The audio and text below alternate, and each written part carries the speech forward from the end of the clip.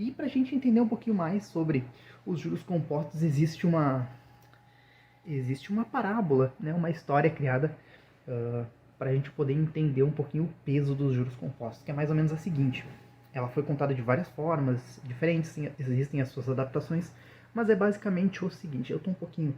eu acho que eu vou botar esses fones aqui, galera. Não, deixar aqui. Porque eu tô com um pouquinho de dificuldade de me ouvir. Então, espero que não atrapalhe muito a visão de vocês. Eu vou ficar com um fone só, que tá me dando um pouco de angústia. Onde é que eu tava mesmo? Ah, sim. A história, para vocês entenderem um pouquinho melhor os juros compostos. Existe um cara que inventou o xadrez. E esse cara que inventou o xadrez, ele tava mostrando o jogo para um rei aí de um império, né, antigo. E o rei ele ficou encantado com o jogo, né, do xadrez, como é que funcionava o tabuleiro, como é que funcionava toda a dinâmica ali. E por esse criador do xadrez estar mostrando e ensinando o rei perguntou para ele: criador, como tu quer que eu te pague? Como eu te faço o pagamento? Como é que eu posso te pagar por tu estar me ensinando tudo isso? E o criador, muito inteligente que é, e sabendo da ingenuidade financeira do rei, disse o seguinte: não, rei, tu pode fazer assim, ó. Me pague em arroz. Da seguinte maneira: as casas aqui do tabuleiro de xadrez, que para quem não conhece são 64 casas, tu vai colocando, tu bota 1 grão de arroz na primeira, na segunda tu bota 2 grãos, na terceira tu bota 4 grãos, na quarta tu bota 8 grãos, e assim tu vai sucessivamente, né, dobrando ali o número de grãos a cada casa. E o rei, pelo que ele pôde ver, 1, depois 2, depois 4, depois 8, bom, vai ser um pagamento ínfimo que esse criador do xadrez está me cobrando. Então tá, eu aceito. Porém, na hora de realizar o pagamento, o que ele acabou não se dando conta foi a dinâmica dos juros compostos, galera. Para vocês terem noção, eu anotei aqui. Se for fazer esse pagamento para esse criador, a última casa, a casa 64, o rei teria que colocar mais de 9 quintilhões de grãos de arroz, galera. 9 quintilhões, sabe o que é isso? Vamos lá, para quem não está acostumado com a numeração das finanças. Existe o 1 milhão, aí depois vem o 1 bilhão, depois vem o 1 trilhão, depois vem o 1 quatrilhão e depois vem o 1 quintilhão. É muita coisa, muita coisa. E foram 9 quintilhões que ele teria que colocar na última casa apenas. A somatória do tabuleiro somava mais de 18 quintilhões, galera. É muita coisa. Pra gente fazer um panorama aqui, eu dei uma pesquisadinha e trouxe os dados. A comparação da produção de arroz hoje com o que esse rei deveria pagar para esse criador do xadrez. 18 milhões de grãos de arroz hoje dá mais ou menos 1 tonelada. 1,1 toneladas.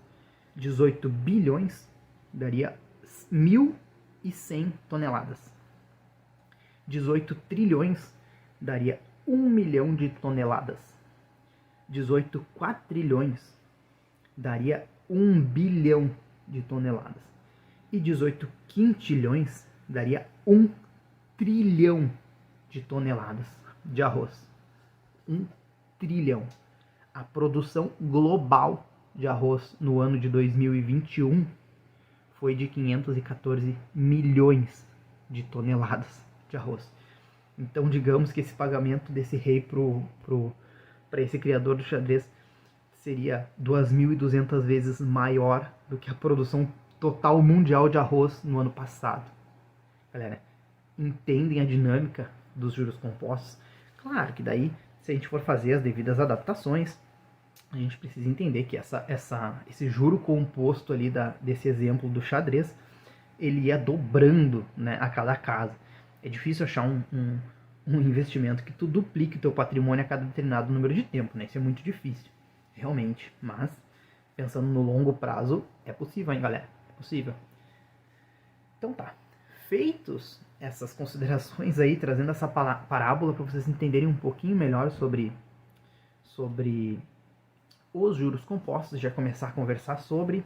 Também é preciso que a gente venha um pouquinho mais para a modernidade, porque existe um carinha aí que eu não sei se vocês conhecem, chamado Albert Einstein. Albert Einstein, esse mesmo. O físico aquele, famoso, que ganhou o prêmio Nobel, esse aí mesmo.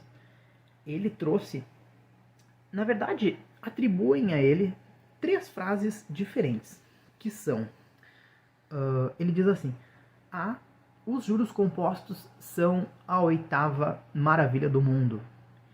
Quem conhece, ganha. Quem não conhece, paga. Tem essa frase. Tem a outra frase também que ele diz que... são 3 frases aí. Deixa eu trazer para vocês aqui, como foi no formato de live. Eu tinha salvo essas frases no WhatsApp. E como eu uso o celular para gravar, eu perdi aqui. Mas nada que me impeça de acessar o web WhatsApp aqui e trazer para vocês no ato as frases exatas que são atribuídas aí ao nosso querido e famigerado Albert Einstein. Vai abrir aqui na sequência. Mas, então tem isso. Vocês podem ver que, como são 3 frases que foram atribuídas ao Albert Einstein, provavelmente ele deve ter dito alguma coisa sobre os juros compostos. Realmente ele era um apreciador desse tipo de dinâmica.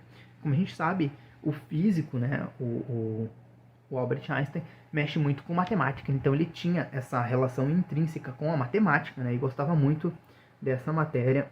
Apesar de, se a gente for entrar na história aí do nosso querido físico, existem boatos de que ele reprovou em matemática aí quando ele fazia o seu ensino fundamental, ensino médio ali, lá na Alemanha, se eu não me engano, que ele estudou, né? Tá abrindo aqui. Então eu vou dizer pra vocês aqui as frases bem certinho. Vamos ver aqui, ó, galera.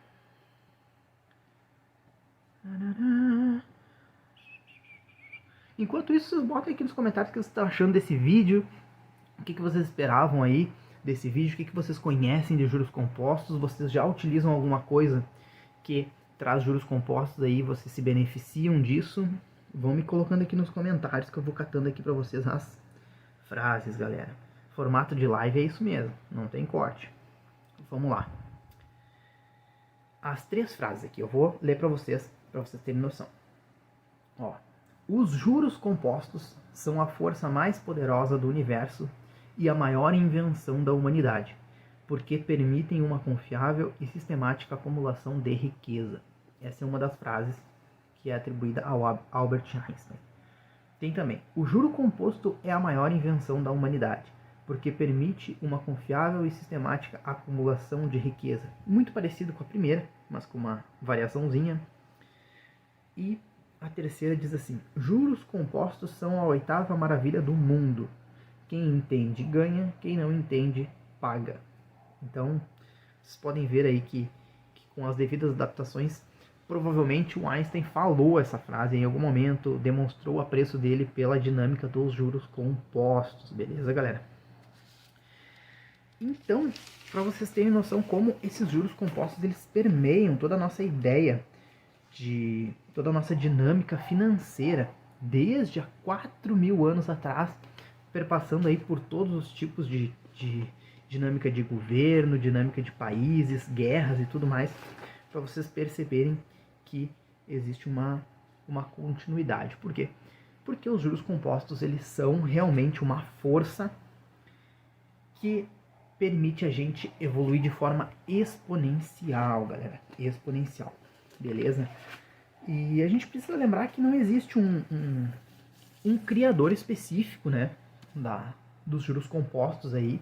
Não que nem existe lá o Pitágoras, né, que criou lá o Teorema de Pitágoras na Grécia, o Fibonacci lá na Itália, que criou também seu teorema, o Tales de Mileto, né, lá ele é turco, né, Mileto é na Turquia, que criaram seus teoremas e foram atribuídos a eles, né, e se conseguiu registrar que eles foram os criadores daquilo, né. Há 4.000 anos atrás a escrita era muito rudimentar ainda, então todos esses registros podem ter sido perdidos e a gente não sabe exatamente quem criou os juros compostos, galera, beleza?